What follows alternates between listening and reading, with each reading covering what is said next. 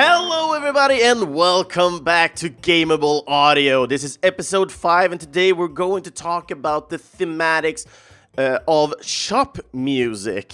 And I've picked up a couple of ones that I really like and adore, and it's gonna be interesting to talk about these because all of them has a really special part in my heart in different time periods, so to speak. My name is Kristoffer Schenström, and I am the host. I'm so bad at telling this every time, so I'm so sorry if I missed this. Apparently, my name and who I am is not that important. What important is the music that we all share and love together, and that we're going to listen to in each and every episode.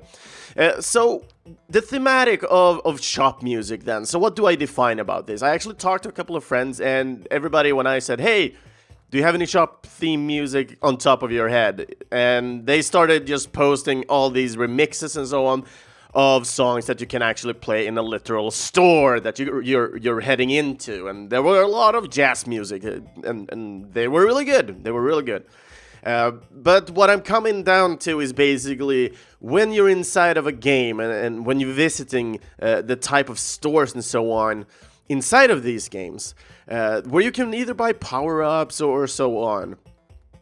Sometimes you might only collect something. You might not even need to purchase anything. It's more like power-ups you collect by visiting the store for some reason. And there's a lot of good music out there, so it was really hard. And basically, what it comes down to, which tunes I kind of selected, I try to go for the ones that I like, but there are some hidden gems type of style. Some of these songs you might never have heard of them, even if you play the game, because it's not always like super straightforward that you're actually going there to visit them. Depending on how you play and how you game. So some of these might be really new to you, even if you have played the games, or maybe you have not played these games, and yeah, if you like these games, I highly recommend them all to try them out. They're all really good games. But let's kick off and kickstart this week's schematic of music. So let's start out with the Magical Quest starring Mickey Mouse for the Super Nintendo, and the song we're listening to is The General Store.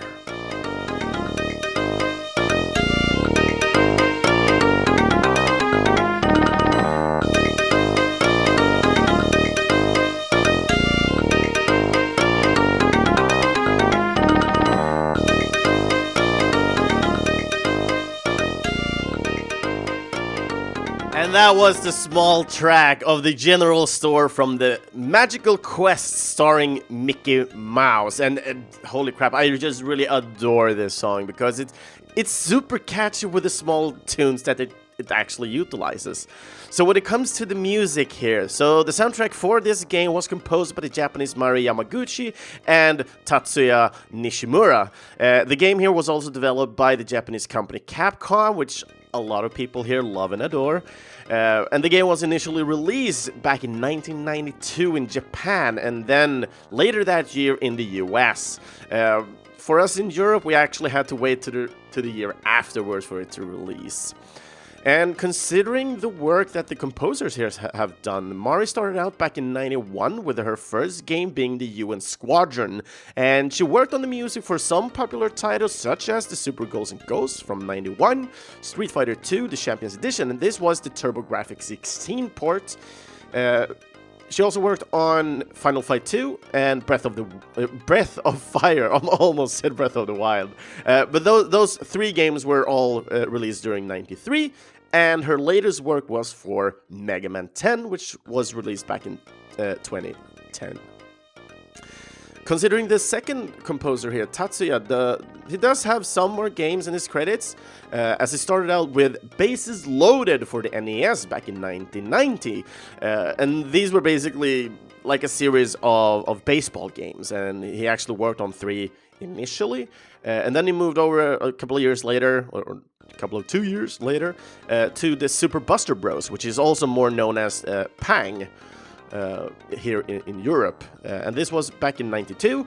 And later, 2 years after that, he worked on Eye of the Beholder. Of course, there are some other titles in between here, but I'm not gonna go through each and every one because some of these works that he also has been working on is work that Mari worked on as well. So basically, most of the games that are already named for Mari, Tatsuya worked on those as well. And lastly, the last game that Tatsuya worked on was The Raging Blades back in 2002. And when it comes to the Magical Quest starring Mickey Mouse, first of all, when it comes to Disney games, people do adore these to some extent. A lot of people have some sort of Disney game close to their heart when they played when they were younger. For me, Magical Quest was one of these titles that I really adored, and it was super fun playing these games.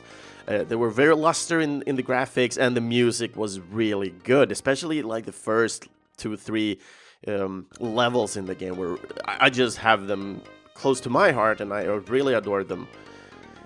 So when it comes to this game, you're basically playing Mickey Mouse. Pluto is getting kidnapped by the Emperor Pete, while Goofy, Donald, and Mickey is out playing with Pluto. But he gets kidnapped, and it is up to Mickey to basically go and save Pluto, his dog, for people who don't know. And on the course during these levels, you're basically getting costumes or power-ups, which kind of resonates a little bit to some extent with Mega Man. And this is also something we notice because a lot of people that worked on Mega Man also worked on this game.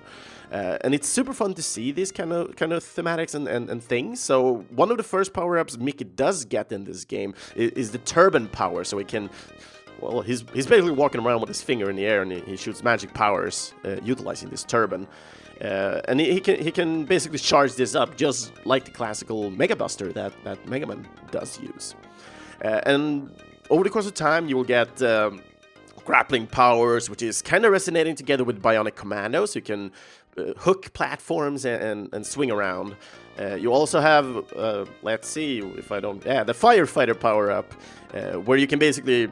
Well, you're basically shooting just water, so you're not really killing anything, but you can utilize the pressure of the water in order to push around enemies and push around blocks and so on. And even in one of the levels, you can actually utilize it to make platforms, because it's ice, an ice world, and when you're shooting water on ice, you create platforms.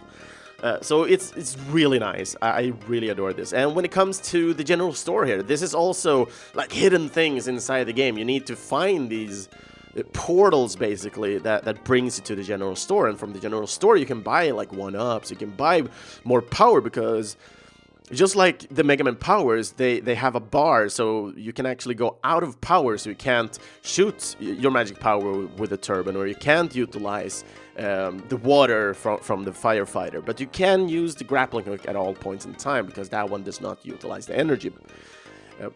So the general store is just like a one short screen where you can jump around and jump onto these items that you want, and these cost coins that you get from either beating enemies or collecting coins during the levels. And damn, holy crap, I just loved this game when I was younger, and I highly recommend it. It's still a solid game, even though it's just a one-player game. Play every death. Just switch together with a friend or something like that. Have a good time together, because it is a blast of a game, even if you're just looking at somebody playing this game. Really good, kind of short. On top of this, we're going on like a much larger adventure on this one, and this game kind of started out on mobile, which a lot of people, first of all, might not know to begin with, as they start playing this most likely on a console or PC. But the game I'm talking about is the game Cat Quest, and with this song, there are a couple of stores, some sort of stores in this one, but we are visiting the Catsmith.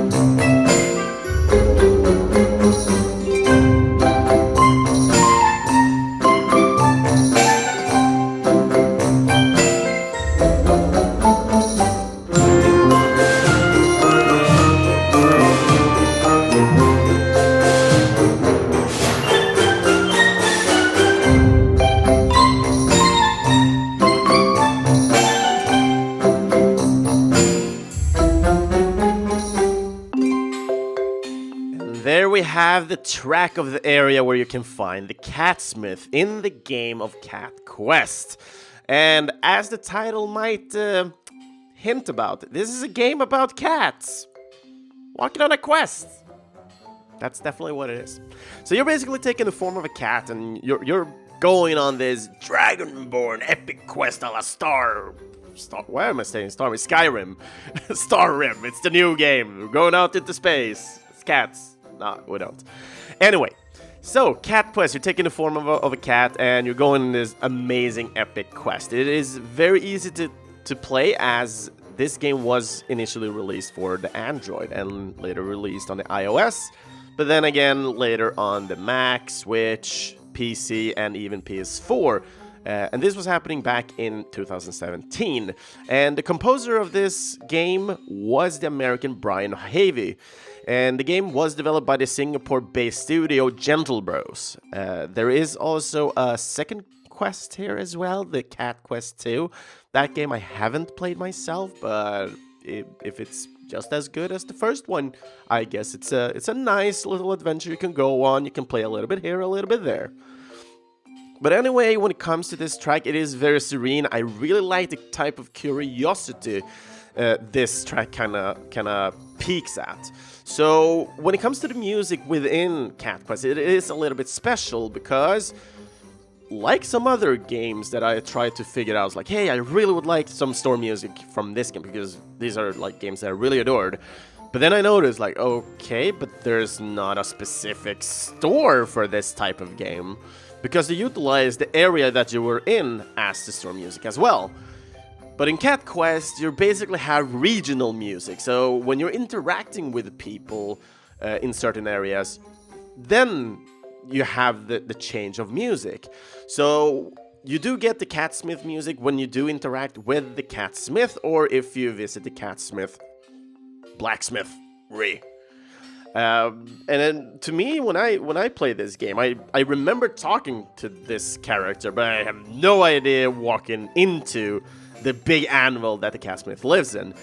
Because when I was just looking through some footage from this game, because I needed to remind myself a little bit about it, because I didn't specifically remember the different shop themes and so on. Because you have one for magic and one for your items, basically, in this game. And when it comes to the catsmith, I really didn't have any clue at all. So when you walk in, you basically have like a short corridor where you can see and purchase crates or chests that brings you items that you usually find otherwise in the dungeons. And then all the way to the right, you can see the character or the blacksmith. And I just didn't remember this at all. So I was just wondering, did I play this some kind of at the hard mode and totally forgot certain items and so on that I could have gotten?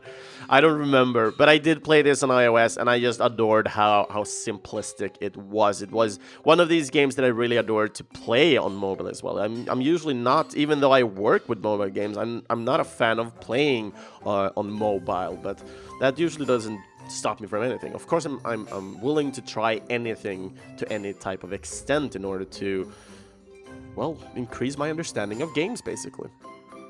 But anyway, we're talking about the music now, and when it comes to Brian here, Brian has just a small selection of games that he has worked on, where Cat Quest being the first game, followed by the work for the game Gunlock in the same year, and the year, if people forgot, is 2017.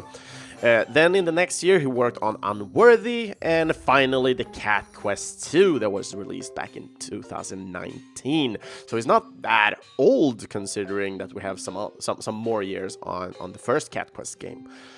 Haven't really heard much about the second quest, so if any of you guys have played the second quest, I would love to hear some of your initial ideas or what you thought about the game, because it would be fun to hear. Of course, it's just a Google away from me, but I'd rather interact with you guys to see, hey, do I have actually some people that played it? What did they think about it?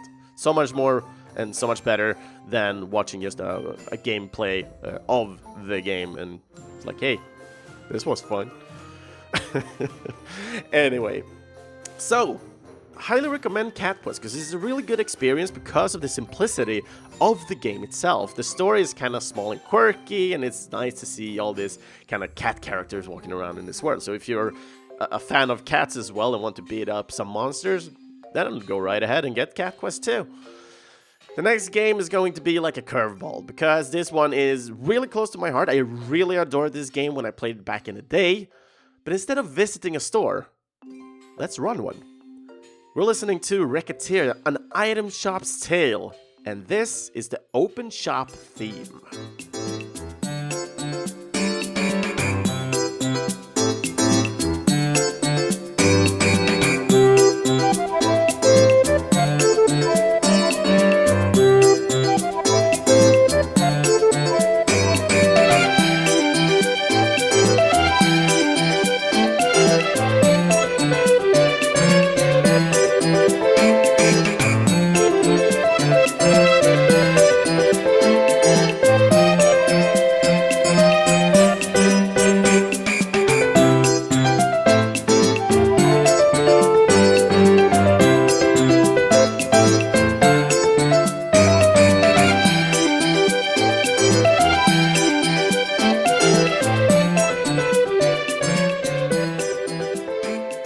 And the thing is, when it comes to this song, I don't know, Racketeer or Reciteer, I have no clue, but I've usually said the Racketeer, an item shop's tale. Might be wrong in this one, people might correct me on this one. Doesn't really care that much. We know most likely what we're talking about. And yeah, when it comes to this track, this is the open shop theme. So the initial theme you have when you're opening up your shop. And for people that does not know this, but have played, for example, the Moonlighter, you are a character, and of course this is in anime style. This was initially released over in Japan. So you play this girl, and you inherit, if I remember correctly, you inherit this shop of yours from your father. And you need to basically get rid of a large kind of debt that you have. And you do that in order to, by basically getting some initial items. And you have this kind of fairy-like character with you. And it's kind of humorous at the same time. I really adore to this in this sense. But basically, you run a store, you will go around and put items on different shelves and so on, and characters will come in and buy from you. These will be either NPCs or NPC adventurers. So the NPCs normally are the civilians kind of going for the daily items, but then you also have these adventurers. They usually go for healing items, but they also would like to find some nice action items, so to speak. So if we kind of compare Racketeer together with the Moonlighter. In Moonlighter, you play this male character and you run the store, and you need to utilize him in order to just run into a dungeon, collect all the items you're going to sell the next day. But in Reciteer or Racketeer, okay, I myself am super confused about the name now. But in Reciteer, you're basically playing this merchant girl, which has no experience in going into dungeons and fighting by herself. So in this kind of sense, and the twist about this game is you basically need to sell good items to the adventurers coming in, because they are joining forces with you when you go into these dungeons. Of course, there are different kinds of characters. You have this assassin character, the warrior character, I think you have a wizard, and then also some sort of ranger characters. You have some sort of people from the adventure guild that joins in and helps you in order to do as good as possible. But everything you are collecting inside these dungeons when you head in to get the new items, you will basically have a percentile of these. The adventurer will take some as well, but you can kind of select, if I remember correctly, or you will always get like the best things, and they only get like a small percentage outside of everything, like a small fee for utilizing them. But then, in order to upgrade them, to make them better, you actually need to sell these items to these characters. And you can either, because you are able to set these prices yourself, you're basically setting a price on them, and then you kind of haggle afterwards. So you can put an initial item on anything, and they will come by, put it on the counter. It's like, hey, I would like to buy this. And then you can be like, okay, you can have it for 120% of the price, or you can have it for 20%. And one way to do this in order to just try and upgrade your characters, but it could come at a loss as well, is to make them really cheap for the adventures that you utilize in the dungeons. But due to the fact of that, there might be some events or something like that that will have some impact on your store, because initially in the end you are running a store.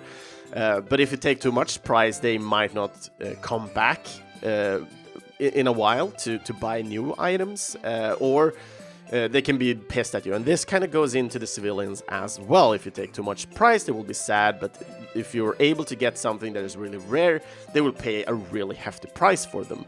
So you're basically running this store, and that's why I just love this game, because it dares to be something else, and it was quite early as well. But considering that, let's go into some information about this game. So, behind the scenes of the music, it was the Japanese team M_box. And the composers there all goes under aliases, so I have no idea about the real names. It was really hard getting any sort of information on these people. But the people that worked on the recipe here is Araiber, Sarumoto, and Ni_ya, so Nia. And the game, it was developed by the Japanese Easy Game Station and was released on PC back in 2009. And it was the 29th of October in Japan, and the rest of the world got it through Steam. Come on, Chris. Come on. On Steam, and it was released on the 10th of September, the year later, so in 2010. And as I said, it was really hard finding any sort of information about this Team M-Box. I didn't really find any credits to any other games, and they have not done anything else considering these three people ever since 2010. So I have no real clue about this. I saw some albums of some remixes and so on, but they don't seem to be that active anymore. So no clue what happened to them, and I'm so sad that I didn't find much more information about these people, because I don't know if they're guys or women. We don't know. But when it comes to this game, I really adored it. It was fun. It dared to be something else. That's why I liked it so much. But still had that kind of essence of hack and slash, which I kind of love when it comes to these action type of RPGs. I would kind of say it's kind of an RPG, even though you don't put out that much statistics and so on. But you put more time into your store and making it feel good and nice. And I like the kind of simplistic story that the game came with as well. But for this week, I saved the best for last, because when it comes to overall music for stores, they're just really good. They're really catchy most of the times, and I know there's a lot of games out there people just love the store music for. I know many of these, and I wanted to pick them for this one, but I like to take more of the underdogs. Make sure to spread some more awareness about composers, but also spread more awareness of the smaller games. Well, some of these might be smaller, some of these might be bigger. Some of these might be too hard for people initially, and they're kind of scared of them. So I hope the music can somewhat intrigue you guys, and also my experiences from the games as well, of course. I hope I am able to inspire people to try out something new. That's kind of the whole thing about this podcast, I think. Trying something new, or giving love to all the composers that we all adore. And to me, this last one, this guy has been just amazing for me. I just love him so much. But let's listen to the track and let that one speak for itself, and don't take my words for it. So we're going to listen to the Arcane Shop from the game The Messenger.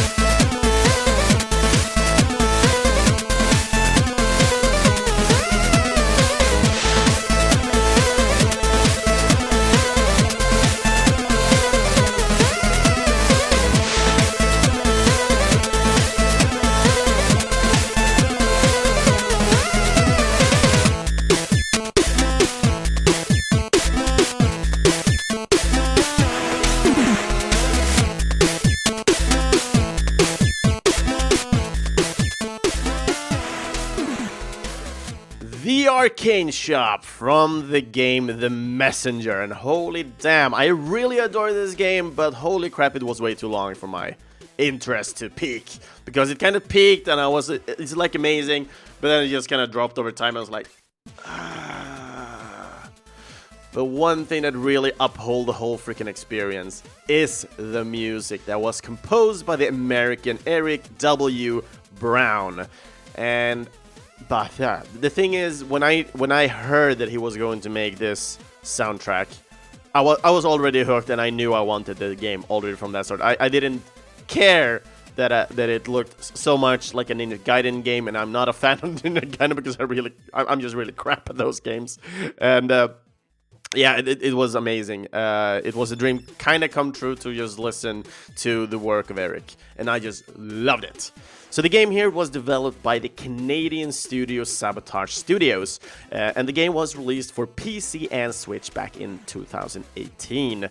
The game was on the year later released on the PS4, and lastly released on the Xbox One back in 2020. And yeah, this is a great game, and I just love this track. First of all, when it comes to the Arcane Shop, this is a little special about this soundtrack, I would say, because for people that don't know about the Messenger game, you're basically playing a ninja, and you kind of get the power to time travel to some extent. So basically, in this game, you travel either in the past or in the future. And when it comes to the Arcane Shop, this is the 8-bit version inside of the 8-bit Messenger. So this is kind of the music in the past. But then you also have the future track as well, which has some similarities, but still is quite unique by itself. And of course, going back and forth between these past and future also changes the graphics. So when you're in the past, you are in an 8-bit era, walking around having all these pixels. But when you go into the future, you have this 16 more luster, more detailed kind of era, and it just blows my mind, the different kind of mechanics added to this game and how they interacted between the past and the present. And I just love that inside of this game. And for me, when it comes to Eric has not worked on a lot of games as of yet. Of course, I really hope he will get much more jobs, because he's just an amazing chiptune artist. So considering here, The Messenger was his first, that I know of at least, and I haven't found anything else to tell the differ. But he is also working on the upcoming game Sea of Stars that is planned to have a release later this year. And as an extra note here, he will be working together with the legendary Yasunori Mitsuda as well, the composer to the games such as Chrono Trigger, Chrono Cross, and Xenoblade Chronicles 3. This is something that they stated specifically inside the re-release trailer of Sea of Stars, which is also very nice. Of course, Yasunori has worked on a lot of other games, but still, these are some of the more highlighted ones. So, considering Eric that we're going to focus on a little bit. First of all, I'm not going to go super deep into Eric and what he does and how he kind of works. I just want to give some pointers, and the reason for this is I really want him to come and guest the podcast to talk about. But specifically, I want to talk a little bit more about the chiptune music that it does work on. So let me tell you a little bit about his other persona, so to speak. So Eric does also go under the artist name that is the Rainbow Dragon Eyes, a name that he uses when he is working on this dance electro type of music, which is kind of unique, as it is so much fun to see the contrast to this. As you see someone up on stage painted his face with corpse paint, headbanging with a freaking Game Boy in his hand. I just love it. It just boggles my mind that he does this really nice. He's worked with different kind of projects as well, such as the Magic Hammer, which is more of a Eurobeat type of vibe. And just go listen to Rainbow Dragon Eyes. No spaces or anything. Just write it plainly out and just enjoy that music, because it's equally epic, if not more epic, than what it did in the Messenger. And the Messenger is already epic by itself, so I guess to me, how I love the melodies and everything that he is working on, I would say he's a clear legend to me. And of course, I'm putting him up on a high pedestal, but that's because I have a personal kind of connection with his music, and I just adore it to every extent. All his different projects has been amazing. So I hope you guys will love it as much as well.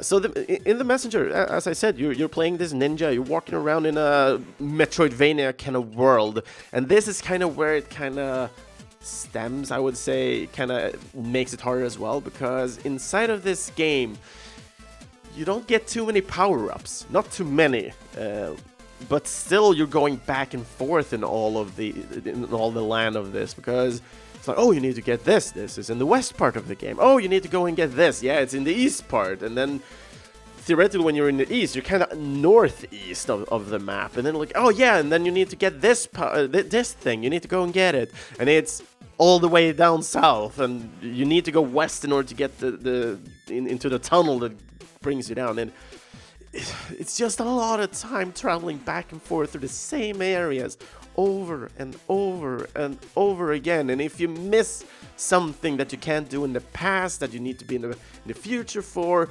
then you might travel back and forth in areas multiple times, because they don't have super many of the optional path like you could see in a game such as Hollow Knight, for example. So that kind of is the hard part about the game, but it's not about the music, because the music is still amazing. I'm walking around feeling amazing all the time inside this game. It's just the time that kind of just disappears on you when you're playing this game, when you're making something wrong. And it's not always you're getting rewarded for the exploration that you do, not instantly at least, that you can get with some games.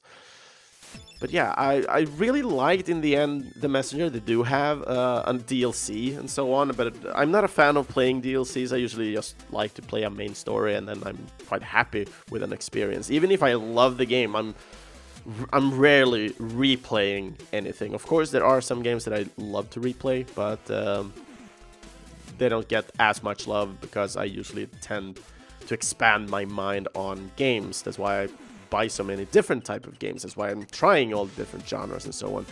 And by doing so as well, I'm getting so much more video game music to listen to as well in different kinds of genres.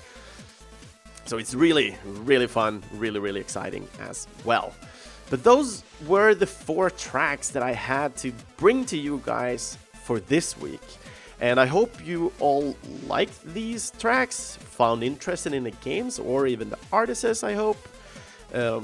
If you have any other tracks that you really love and adore for shop-themed music that you find inside stores, inside the games, then feel free to talk about them and share the tracks, because I would love to hear and expand my mind on this as well. It's not always I'm prior to react to the music inside the shops, because I usually just jump in, so focused on stores and prices, buy the things I want, and then I just head out. And then I was like, oh yeah, the quest. And then I continue my epic quest and don't really think about the shop music. That is actually really freaking good. I know a lot of podcasts have done these shop themed episodes, and they're all just bangers, and I don't know why the shop music is so freaking good all the time.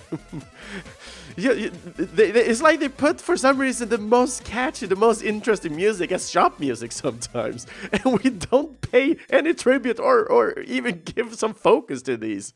How many times have you played a game where you walk into a store, you let the game be there, just enjoying the music? It rarely happens. You usually hear these things with like, yeah, I started Halo and I had the intro on for 10,000 of hours, or I played ActRaiser and when I got to Overworld, I just let the angel be and listen to the music and so on. And it's just so crazy. You never really hear, oh, I went into the store and I was just standing there listening to Feliz Navidad all the freaking time. It's like, no, never happens really. People hate it. For some reason, music in shops, it's just serene. It's so nice. It's just catchy. And you love it. I hope you do. I really do. I hope more than you guys have reacted to this more than I have, because for me, listening to these now is just pure amazingness. That's what I'm saying. And I hope you agree. But anyway, it's time to close up this episode. We're going over the 30-minute scrap. Even though I don't have any time limits, I like to just talk on top of my mind, have my research done, and I hope you guys all adore and love that too. But anyway, other episodes of me being talking gibberish or having guests, I highly recommend everybody to just try to focus more on the episodes where we have the guests, the composers, the Flamignon, the really nice stuff, and that's what basically the podcast is all about, talking about the composer and so on. It's not me talking to myself, talking about my experience with the game and forcing you to listen to the music. I think should deserve some more recognition. Of course they do, the music, not me talking gibberish. But I highly recommend. So other episodes of Gameable Audio, you'll find those on our homepage, videospelsklubben.se, Spotify, or in your closest podcast app. If there's any podcast app that we do not exist on, please reach out to me and tell me which type of app you're utilizing to see, so I can see if I can get it out there as well. Feel free to comment and follow on our social medias. This helps a lot for me to get a wider reach for other people to find the podcast as well. And of course, it's fun for me to interact with you guys, the listeners, as well. And if you're a composer as well, feel free to reach out as well. I would love to talk about your music and your work. And you'll find us on Facebook and Instagram. Just search for Gameable Audio. And you can also support this podcast for future content upgrades, quality upgrades, and so on. I will try to just, if I come up with something, or if you guys have any suggestion of what I can do, feel free to reach out about that as well. But anyway, in the end, we will help a lot of future composers, I hope. So just consider becoming a Patreon. It's as cheap as just $1. And I usually say, if we're collecting like hundreds of people and everybody's just donating $1, that's still $100 per month. And it's something we can utilize in order to help these composers in the future. And of course, me getting a laptop and upgrading so we can have more of a one-on-one conversation with composers, because I would love to travel around and actually speak to composers eye to eye, because it's so much better than doing it online that I sometimes have to do due to the fact that composers are living everywhere. But I really would like to travel around in Sweden, which I will of course use for my own pockets and so on. But yeah, it's just fun, amazing, and it's really nice to be able to talk and bring up all these amazing people working with music.